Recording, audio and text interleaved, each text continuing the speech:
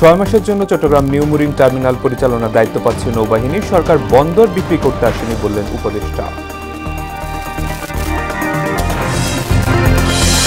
চলতি মাসে জুলাই ঘোষণাপত্রে রাষ্ট্র ঐক্যমত্য কমিশনের সংস্কারের স্বার্থে আরও ছাড় দিতে প্রস্তুত বিএনপি বললেন তারেক রহমান।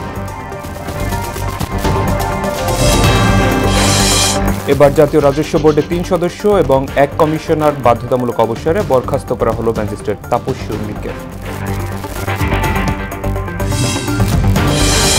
এবং ঋতুপর্ণার জোড়া গোলে মিয়ানমারকে হারালো বাংলাদেশ। ইতিহাস গড়ে নারী এশিয়ান কাপের মূল পর্বে লাল সবুজরা।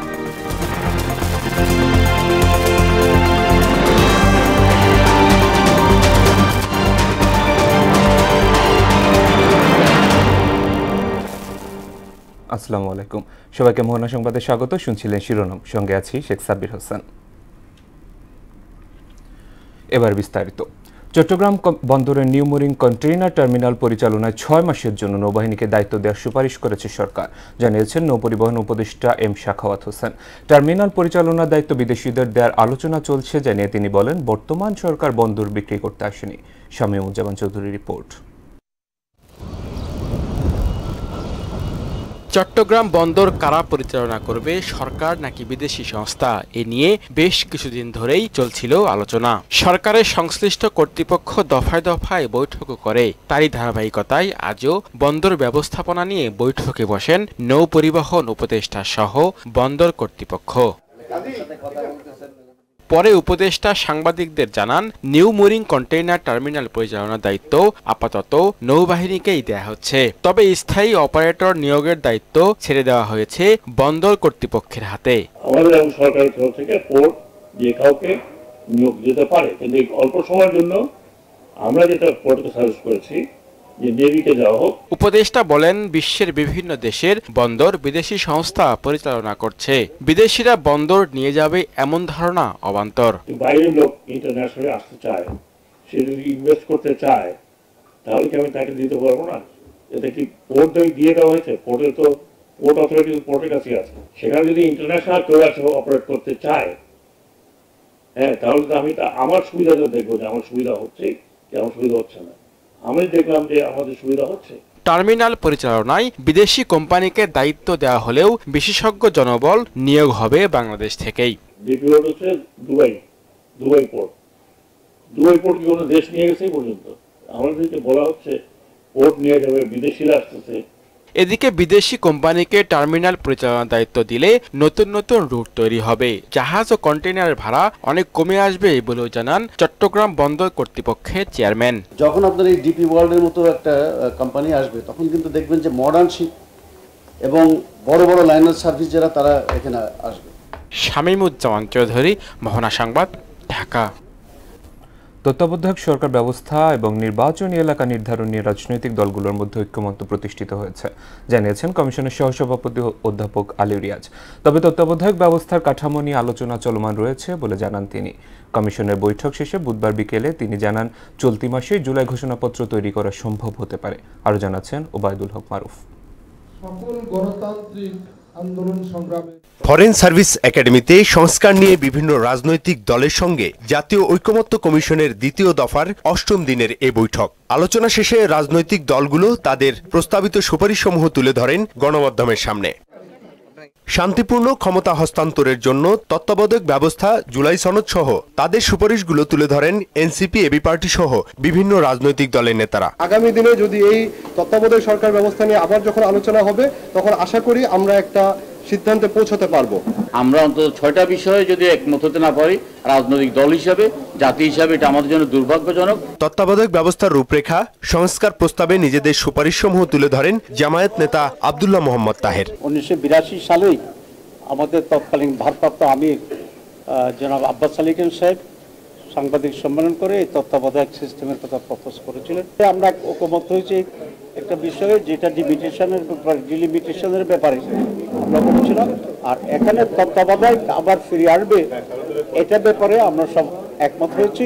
তত্ত্বাবধায়ক ব্যবস্থা, নির্বাচনী এলাকা সীমানা সহ সংস্কার ও জাতীয় ঐক্য ইস্যুতে বিএনপির অবস্থান জানান সালাহউদ্দিন আহমেদ। কোন বিষয়ে যাতে আমাদেরকে এইরকম অবস্থায় না যেতে হয় যে জাতীয় ঐক্যমতের ক্ষেত্রে আমরা যেন সমস্ত বিষয়ে একমত হতে না পারলেও ম্যাক্সিমাম বিষয়ে মেজর ইস্যুসগুলোতে যাতে আমরা একমত হতে পারি সেই বিষয়ে যেন আমরা যাই। 131টা সুপারিশ যেটা দিয়েছিল এই সংস্কার কমিশন, সংবিধান সংক্রান্ত সংস্কার কমিশন, সেখানে আমরা লিখিতভাবে প্রত্যেকটা দফাবারই জবাব দিয়েছি, মতামত দিয়েছি, আলোচনা করেছি, একমত হয়েছি। রাজনৈতিক দলগুলোর সঙ্গে আলোচনার অগ্রগতি তুলে ধরেন কমিশনের সহসভাপতি অধ্যাপক আলী রিয়াজ। আলোচনায় বড় রকমের সাফল্য অর্জিত হয়েছে, একটি ঐক্যমত্য প্রতিষ্ঠিত হয়েছে, সেটি হচ্ছে নির্বাচনী এলাকার সীমানা নির্ধারণ বিষয়। বাংলাদেশের সকল রাজনৈতিক দল তত্ত্বাবধায়ক সরকার পুনঃপ্রতিষ্ঠা করার ব্যাপারে অভিন্ন মত পোষণ করেন এবং একটি সুনির্দিষ্ট ঐক্যমত্য আছে। রাজনৈতিক দলগুলো সহযোগিতা করলে জুলাই মাসের মধ্যেই জুলাই সনদ ঘোষণা করা সম্ভব হবে বলেও জানান তিনি। আমরা জুলাই মাসের মধ্যে একটা সনদ, জাতীয় সনদ তৈরি করতে পারব। ওবায়দুল হক মারুফ, মোহনা সংবাদ, ঢাকা। দেশ ও গণতন্ত্রের স্বার্থে সংস্কার ইস্যুতে বিএনপি অনেক ছাড় দিয়েছে, প্রয়োজনে আরও ছাড় দিতে প্রস্তুত বলে জানিয়েছেন দলের ভারপ্রাপ্ত চেয়ারম্যান তারেক রহমান। গণতন্ত্র প্রতিষ্ঠায় সহনশীলতা বজায় রাখার তাগিদ দিয়ে ভিন্নমত পোষণকারীদেরও সম্মান জানানোর আহ্বান জানান তিনি। বুধবার বিকেলে পটুয়াখালী জেলা বিএনপির সম্মেলনে তারেক রহমান এসব কথা বলেন। খোকন হাওলাদারের প্রতিবেদন, জানাচ্ছেন তাহসিন তারিন। দীর্ঘ 23 বছর পর পটুয়াখালী জেলা বিএনপির ত্রিবার্ষিকী সম্মেলন ঘিরে উচ্ছ্বাসিত নেতাকর্মীরা। বুধবার সকালে সম্মেলন উদ্বোধন করেন দলের ভাইস চেয়ারম্যান আব্দুল আওয়াল মিন্টু। বিকেলে দ্বিতীয় অধিবেশনে লন্ডন থেকে ভার্চুয়ালি যুক্ত হন দলের ভারপ্রাপ্ত চেয়ারম্যান তারেক রহমান। তিনি বলেন, সংস্কার ইস্যুতে বিএনপি অনেক ছাড় দিয়েছে, প্রয়োজনে আরও ছাড় দেবে। নির্বাচন ঘিরে কেউ যেন ষড়যন্ত্র করতে না পারে সেই দিকে নজর রাখতে হবে। আমরা কিভাবে দেশের আইন শৃঙ্খলাকে ঠিকভাবে সংরক্ষিত করতে পারি, মানুষ শান্তিতে থাকতে পারে, দেশের বিচার ব্যবস্থা কি হবে। অথচ রাজনৈতিক দল যারা দেশের জন্য, দেশের মানুষের জন্য রাজনীতি করে, তারা তাদের এই কথাগুলো, এই বার্তাগুলো তারা মানুষের কাছে নিয়ে যেতে চায়, নিয়ে যায় না। নেতাকর্মীদের সতর্ক করে তিনি বলেন, যে কোনো মূল্যে দলের সুনাম রক্ষা করতে হবে, কেউ দলকে ক্ষতিগ্রস্ত করলে ছাড় দেওয়া হবে না বলেও সতর্ক করেন ভারপ্রাপ্ত চেয়ারম্যান।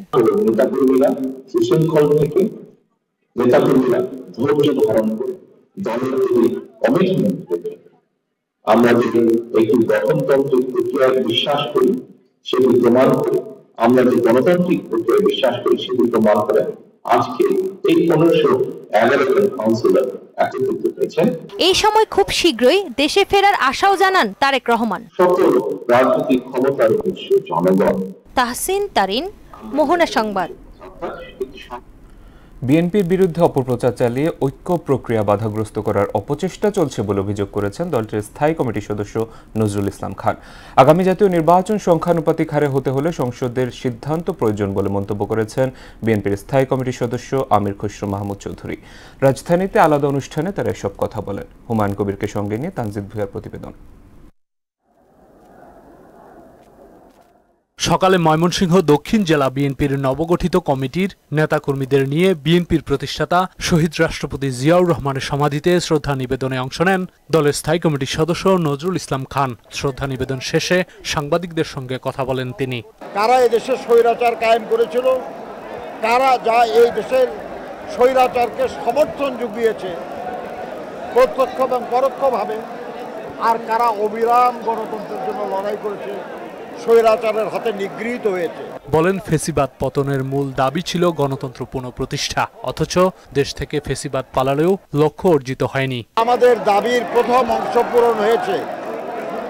ফ্যাসিবাদী সরকার প্রধান সহ তার নেতৃবৃন্দ পালিয়ে গেছে, কেউ গ্রেপ্তার হয়েছে, কেউ এখনো আত্মগোপনে। কিন্তু যে লক্ষ্যে আমরা ফ্যাসিবাদের পতন ঘটালাম সেই লক্ষ্য এখনো অর্জিত হয় নাই। এদিকে গুলশানে চেয়ারপারসনের কার্যালয়ে বিএনপির যুগপৎ আন্দোলনের অংশ হিসেবে লিয়াজু কমিটির বৈঠকে 4টি দল অংশ নেয়। বৈঠক শেষে কথা বলেন বিজেপির চেয়ারম্যান আন্দালিব রহমান পার্থ। বলেন, দেশের প্রেক্ষাপটে পিআর পদ্ধতিতে নির্বাচন সম্ভব নয়। এই ধরনের সিস্টেম কি ইন্ট্রোডিউস করা হচ্ছে, কোনো এর বিরুদ্ধে কোনো ষড়যন্ত্র আছে কিনা, নির্বাচন কি পিছিয়ে যেতে পারে কিনা বা পিছানোর কোনো পায়তারা আছে কিনা। বৈঠকের পর সাংবাদিকদের সঙ্গে কথা বলেন বিএনপির স্থায়ী কমিটির সদস্য আমির খসরু মাহমুদ চৌধুরী। বলেন, যে কোনো মৌলিক পরিবর্তন আনতে হলে জনগণের ভোটে সংসদ প্রয়োজন। যে কোনো বিষয়ে মৌলিক পরিবর্তন হলে আপনাকে জনগণের কাছে যেতে হবে আগামী নির্বাচনে, সেটা সংসদের মাধ্যমে পাশ করতে হবে। সব বিষয়ে ঐক্যমত্য হবে না, যা বাইরে থাকবে তা জনগণের মতামতের মাধ্যমে করতে হবে বলেন আমির খসরু। যে বিষয়গুলোতে ঐক্যমত হবে সেইগুলো আমরা সেই সংস্কারগুলোকে আমরা এখন ঐক্যমতের মাধ্যমে এবং এর বাইরে যেটা থাকবে প্রত্যেকটি দল জনগণের কাছে গিয়ে মতামতের মাধ্যমে করতে হবে। তানজিদ ভুইয়া, মোহনা সংবাদ, ঢাকা। বিকল্প নেতৃত্ব পেতে জাতীয় নাগরিক পার্টি অনেক স্বপ্ন নিয়ে দল গঠন করেছে বলে জানালেন দলটির আহ্বায়ক নাহিদ ইসলাম। লালমনিরহাটে জুলাই পদযাত্রা শেষে দেয়া বক্তব্যে তিনি আরো বলেন, কেবল একতরফা নির্বাচন করা হলে সেই নির্বাচনে অংশ নেবে না এনসিপি। প্রতিটি গুম, খুন, হত্যার বিচার নিশ্চিত করার দাবি জানান তিনি। এমটি হোসেন ইনস্টিটিউট মাঠ থেকে পদযাত্রার উদ্বোধন করেন এনসিপির উত্তরাঞ্চলের মুখ্য সংগঠক সার্জিস আলম। অনুষ্ঠানে আরো বক্তব্য রাখেন হাসনাত আব্দুল্লাহ সহ কেন্দ্রীয় ও জেলা নেতারা। বিচার সংস্কার এবং নতুন সংবিধানের মধ্য দিয়ে যেতে হবে।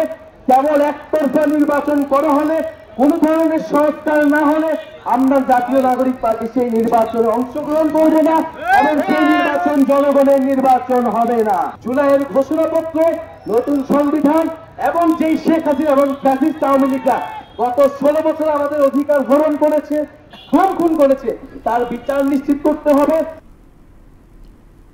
আদালত অবমাননার মামলায় সাবেক প্রধানমন্ত্রী শেখ হাসিনাকে 6 মাসের কারাদণ্ড দিয়েছেন আন্তর্জাতিক অপরাধ ট্রাইব্যুনাল। পালিয়ে যাওয়ার পর এই প্রথম কোনো মামলায় সাজা পেলেন তিনি। বিচারপতি মোহাম্মদ গোলাম মুর্তুজা মজুমদারের নেতৃত্বে 3 সদস্যের ট্রাইব্যুনাল এই আদেশ দেন। একই মামলায় গাইবান্ধার শাকিল আকন্দ বুলবুলকে 2 মাসের কারাদণ্ড দেওয়া হয়েছে। এদিকে আশুলিয়ায় 6 মরদেহ পোড়ানোর ঘটনায় 16 জনের বিরুদ্ধে অভিযোগ আমলে নিয়ে 8 আসামির বিরুদ্ধে গ্রেপ্তারি পরোয়ানা জারি করেছেন ট্রাইব্যুনাল 2। আরও জানাচ্ছেন কাজী পাপ্পু। ছাত্র জনতার গণ অভ্যুত্থানের মুখে গত বছরের 5 আগস্ট ভারত পালিয়ে যান শেখ হাসিনা। গত অক্টোবরে দিল্লি থেকে ফোনে 227 জনকে হত্যার লাইসেন্স পেয়েছি। শেখ হাসিনা ও শাকিলের এমন অডিও কলের কথোপকথন সামাজিক যোগাযোগ মাধ্যমে ছড়িয়ে পড়ে। অনুসন্ধানে এমন বক্তব্যের সত্যতা মেলায় শেখ হাসিনা ও শাকিলকে তলব করেন আদালত। তবে তারা হাজির না হওয়ায় আদালত অবমাননার অভিযোগ আনে প্রসিকিউশন। আদালত অডিও ক্লিপটি এজলাসে শোনেন। এ সময় চিফ প্রসিকিউটর জানান, এই অডিওর ফরেনসিক প্রমাণ পাওয়া গেছে। সারা দেশে 227 জন মামলার বাদী, সাক্ষী ও তদন্ত কর্মকর্তাদের হুমকি দেওয়ার অভিযোগও আনা হয়েছে। এর প্রতিকার চান chief prosecutor. Amicus curiae AY Moshiuzzaman এর সঙ্গে একমত পোষণ করেন। যে কনভারসেশন হয়েছে সেই কনভারসেশনে তিনি তার বিরুদ্ধে দায়েরকৃত মামলার বাদী, সাক্ষী এবং তদন্তকারী কর্মকর্তা সহ বিচার প্রক্রিয়ার সাথে যারা জড়িত বা জড়িত হতে পারেন তাদের সবাইকে তিনি হত্যা, তাদের বাড়িঘর ধ্বংস করার হুমকি দিয়েছেন। ট্রাইব্যুনাল শুনানি শেষে শেখ হাসিনাকে 6 মাসের বিনাশ্রম কারাদণ্ডের আদেশ দেন।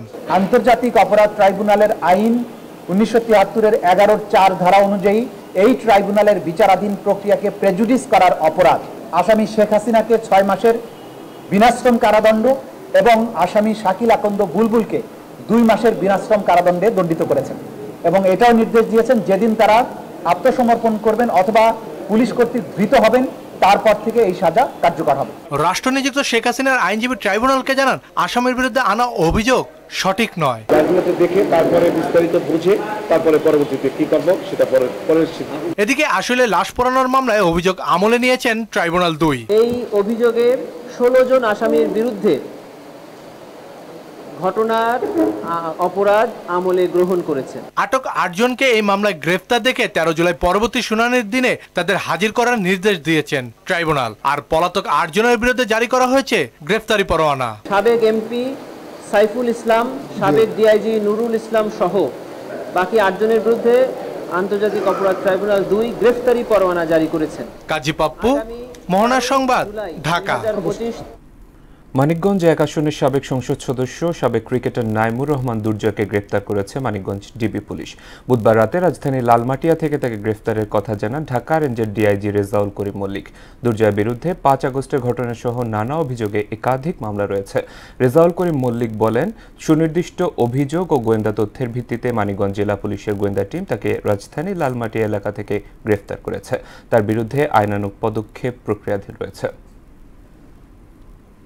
জাতীয় রাজস্ব বোর্ডের 3 সদস্য ও 1 কমিশনারকে অবসরে পাঠিয়েছে সরকার।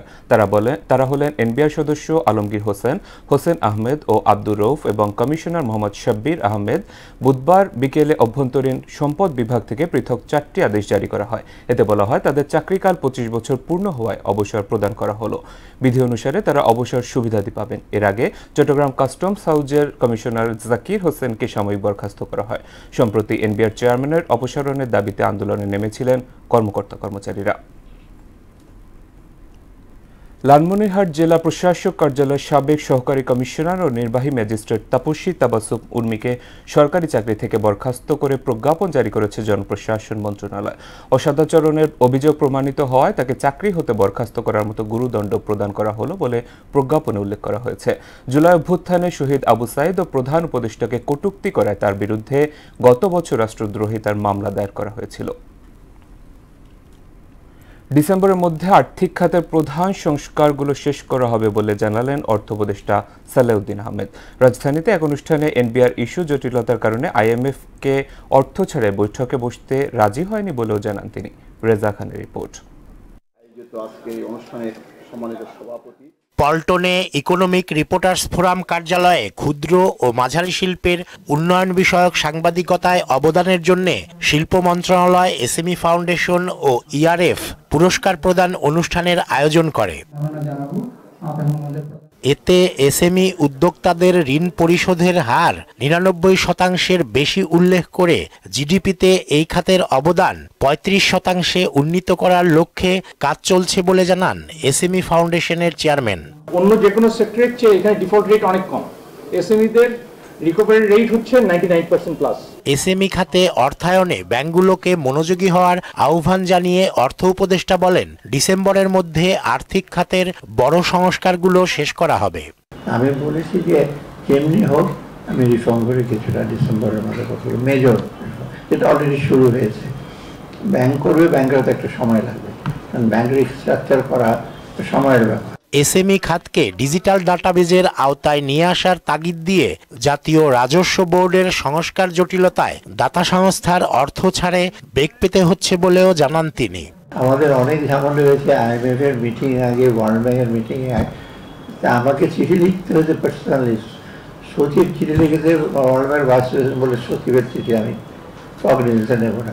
পলিসি একটা ফাইন্যান্স অ্যাডভাইজারকে লিখতে হবে যে আমরা committee I had to write a letter. দেখেন এটা কীরকম একটা ড্যামেজ হয়ে গেছে। ওরা বলছে এটা হলে আমরা কি মিটিং করবো কি না করবো। পরে এসএমই খাত বিষয়ক 82টি উন্নয়ন প্রতিবেদনের ভেতর থেকে 21 জনকে পুরস্কৃত করা হয়।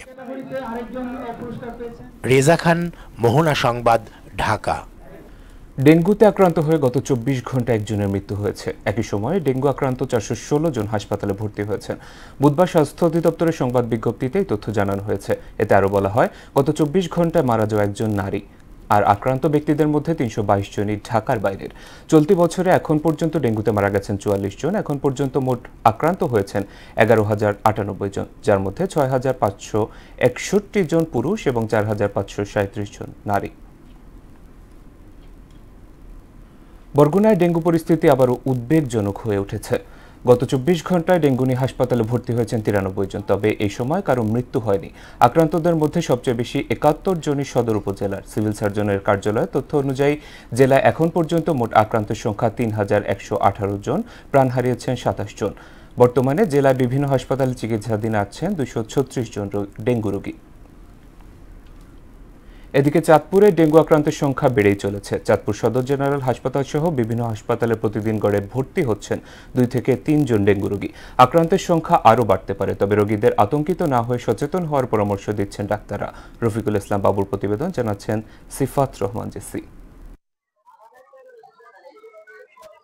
চাঁদপুরে বেড়েছে ডেঙ্গুর ভয়াবহতা। 250 শয্যা সরকারি জেনারেল হাসপাতালে প্রতিদিন গড়ে 2 থেকে 3 জন রোগী ভর্তি হচ্ছেন। জেলার 8টি উপজেলায় গেল 6 মাসে চিকিৎসা নিয়েছেন 171 জন, আর জুন মাসে চাঁদপুর জেনারেল হাসপাতালে চিকিৎসা নিয়েছেন 26 জন ডেঙ্গু রোগী।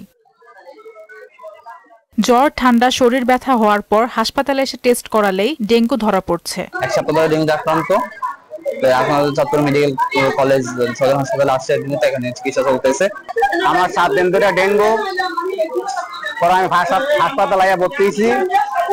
এখন আমার ডাক্তাররা চিকিৎসা করতে আছে, এখন আমি তো ভালো আছি। জ্বর ছিল, তারপরে দেখে ইয়া করছি, ওষুধ খাওয়াইছি, ইয়া করে না, কমে না, তারপরে আমরা হাসপাতালে নিয়ে আসি। এখানে আসার পর ডেঙ্গু টেস্ট করছি, ডেঙ্গু টেস্ট করার পরে ডেঙ্গু ধরা পড়ছে, ধরা পড়ার পরে ওনারা ট্রিটমেন্ট করতেছে। প্রতিদিনের চিকিৎসা নিয়ে অনেক রোগী সুস্থ হয়ে বাড়ি ফিরছেন, আবার নতুন রোগীও ভর্তি হচ্ছেন। ডক্টর, নার্স সবাই পর্যাপ্ত পরিমাণে সেবা দেখি এবং যে পরিমাণ মেডিসিন আছে আমাদের ডেঙ্গু আমরা দিয়ে থাকি, রোগী সুস্থ হয়ে চলে যায়, আবার রোগী অ্যাডমিশন হয়।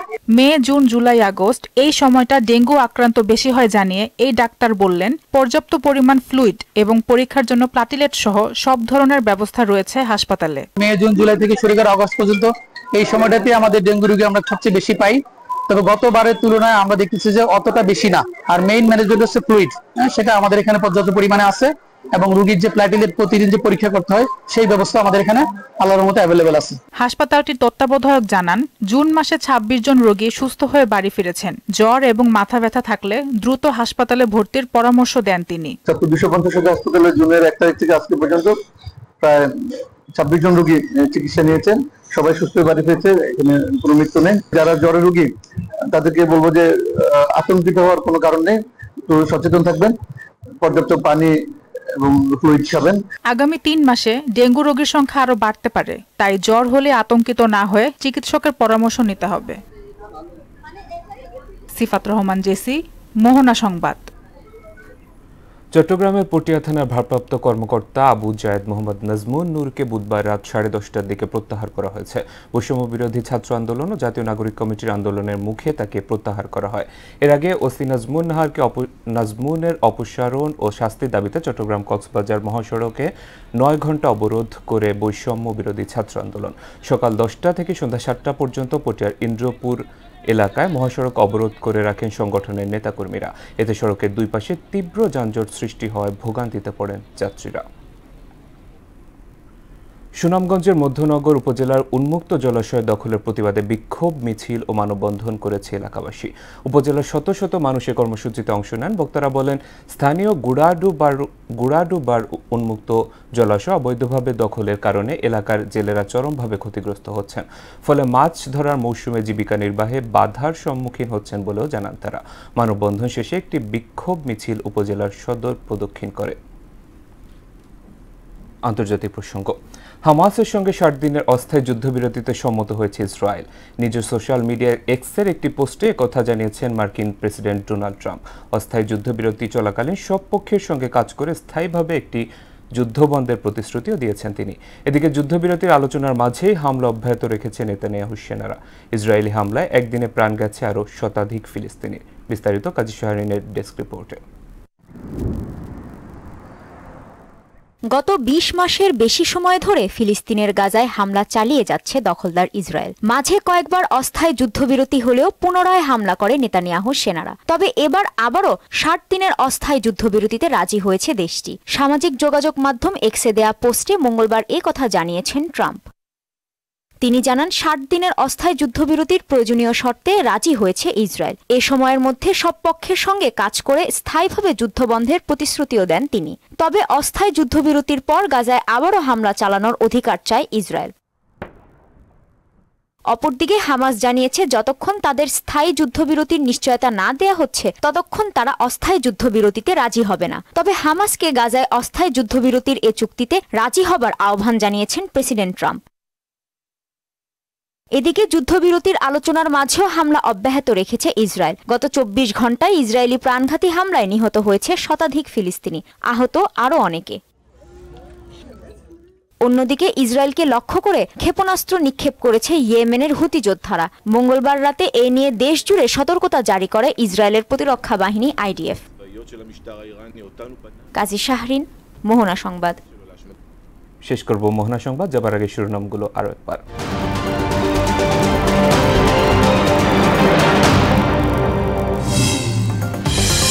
6 মাসের জন্য চট্টগ্রাম নিউ মুরিং টার্মিনাল পরিচালনার দায়িত্ব পাচ্ছে নৌবাহিনী। সরকার বন্দর বিক্রি করতে আসেনি বললেন উপদেষ্টা। চলতি মাসে জুলাই ঘোষণাপত্রের আশ্রয় ঐক্যমত্য কমিশনের সংস্কারের স্বার্থে আরও ছাড় দিতে প্রস্তুত বিএনপি বললেন তারেক রহমান। এবার জাতীয় রাজস্ব বোর্ডের 3 সদস্য এবং 1 কমিশনার বাধ্যতামূলক অবসরে বরখাস্ত করা হলো ম্যাজিস্ট্রেট তাপস উর্মিকে। এবং ঋতুপর্ণা জোড়া গোলে মিয়ানমারকে হারালো বাংলাদেশ। ইতিহাস গড়ে নারী এশিয়ান কাপের মূল পর্বে লাল সবুজরা।